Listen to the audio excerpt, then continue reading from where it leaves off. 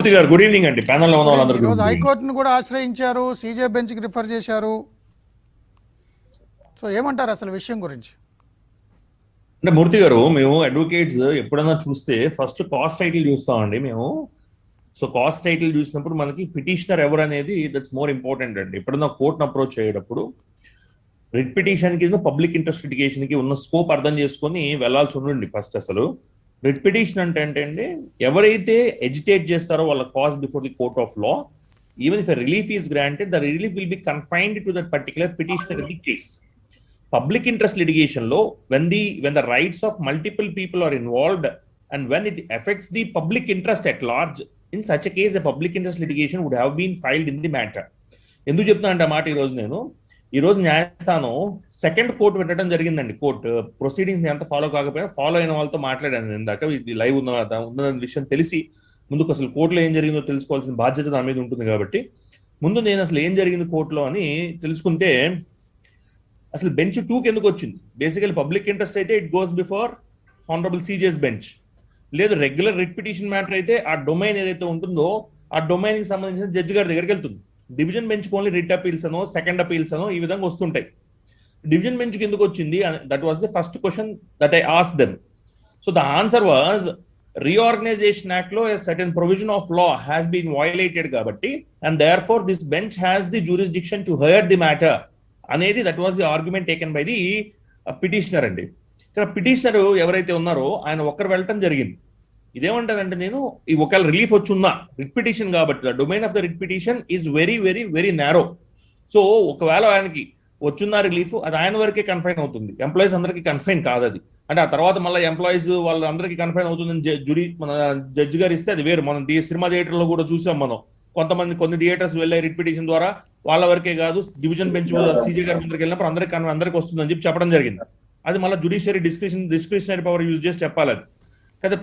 The point is first reorganisation act లో ఉన్న violation ని వాళ్ళు హైలైట్ చేస్తూ డివిజన్ బెంచ్ ముందరికి దాన్ని తీసుకొచ్చినప్పుడు ఆ division bench there is a larger public interest involved here and it is not the individual's right, it's the right of the, even if it is considered to be a right, it is the right of the all employees కాబట్టి that same has to be agitated through a public interest litigation and there is a public interest involved and therefore we are directing it to be listed before the honorable CJ గారు అని చెప్పడం జరిగిందండి.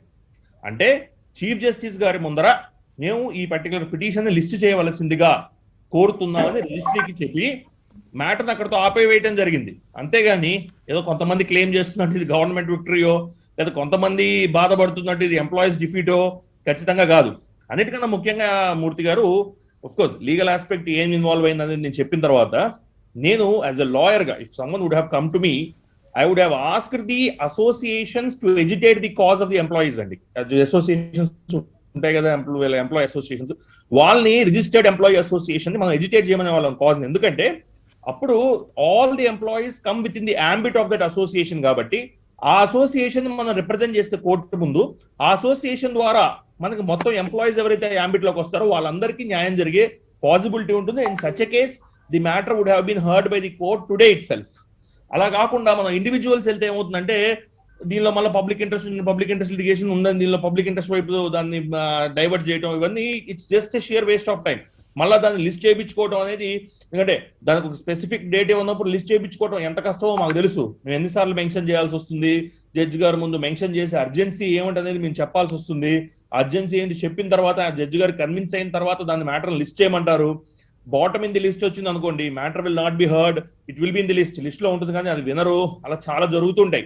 సరే, ఆంధ్రప్రదేశ్ హైకోర్టులో regular గా CJ గారి ముందు నేను కేసులు చూస్తుంటాను కాబట్టి నాకు విషయం తెలిసింది ఏంటంటే సీజే గారు మొత్తం లిస్ట్ ని కంప్లీట్ చేస్తారు, దానిలో డౌట్ ఏమాత్రం లేదు. కాదు ఇప్పుడు మళ్ళా దాన్ని రిఫర్ చేసిన తర్వాత దాన్ని లిస్ట్ అవ్వాలి, ముందు ఆ లిస్ట్ లోకి రావాలి. లిస్ట్ లోకి వచ్చిన తర్వాత subsequently the matter will be heard. And above all my only contention here is, my only point here is, they have a right to approach the court, and certainly they have a right to approach the court. ఒకటి ఒక statutory right కానీ ఒక fundamental right కానీ violate అయినప్పుడు ఏ individual అన్నా court doors knock చేయొచ్చండి.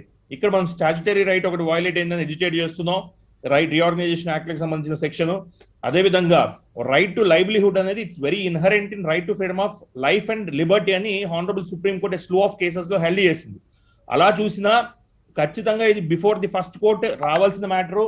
వాళ్ళ యొక్క ఏదైతే రైట్ టు లైఫ్ ఏదైతే ఉన్నదో దాని మీద కూడా బేరింగ్ ఉంటుంది కాబట్టి, because the decision of the government probably yes what is being circulated, the decision of the government has a bearing on their income will have a bearing on their livelihood. So certainly the right to life is also involved here, a fundamental right in article 21. So right to life lo oka point entante, right to life can be curtailed by procedure established law అని ఉన్నప్పటికీ article 21 లో Supreme Court దీనికి wider interpretation ఇచ్చి Maneka Gandhi versus Union of India కేసులో ఇచ్చి due process of law needs to be followed అన్నారు. అంటే మీరు తీసుకున్న ప్రతి డెసిషన్ జీవో ద్వారా గానీ ఒక చట్టం ద్వారా గానీ మీరు తీసుకున్న decision has to pass the muster of due process of law subsequent to Maneka Gandhi's case in 1978. Due process of law అంటే ఏంటంటే the law that is made, either GO is also a law under article 12 and article 13 of the Constitution of India. Article 13 కింద GO is also a law కాబట్టి that law should pass the muster of due process. Due process అంటే ఏంటి?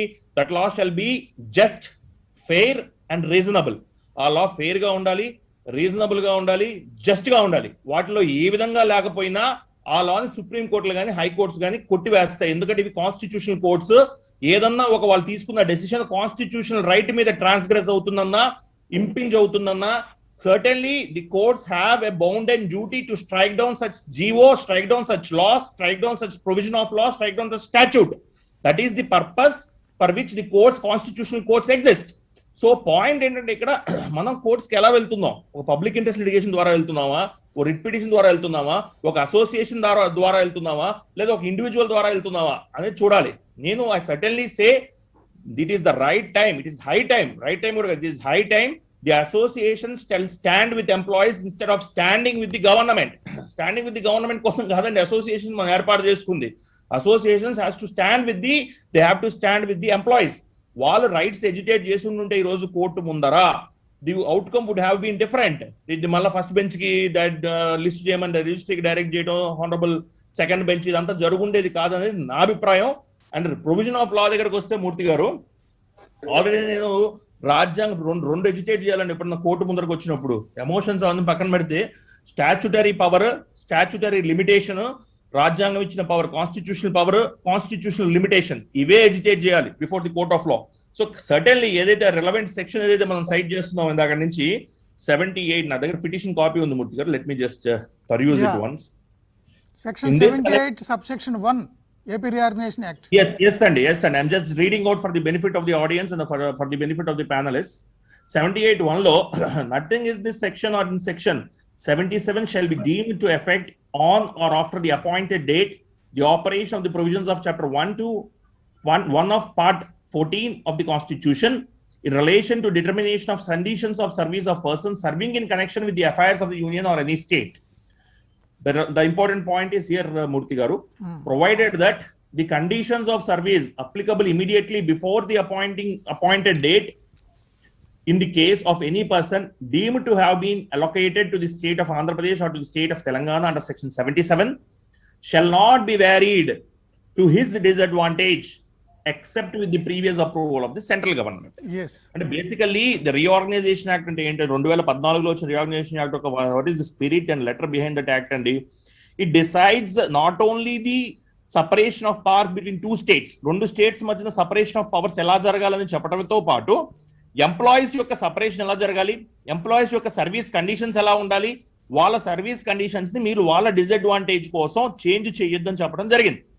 ఇప్పుడు court ముందు మనం establish చేయాల్సింది ఏంటంటే తగ్గించినా, వాళ్ళ శాలరీని తగ్గించినా, లేదా any component of the salary తగ్గించినా, వాళ్ళ రెమ్యూనరేషన్ మీద ఏ ఇంపాక్ట్ అన్న చూపించినా, it will certainly effect the service conditions of an employee అని చూపిస్తే your case is made out.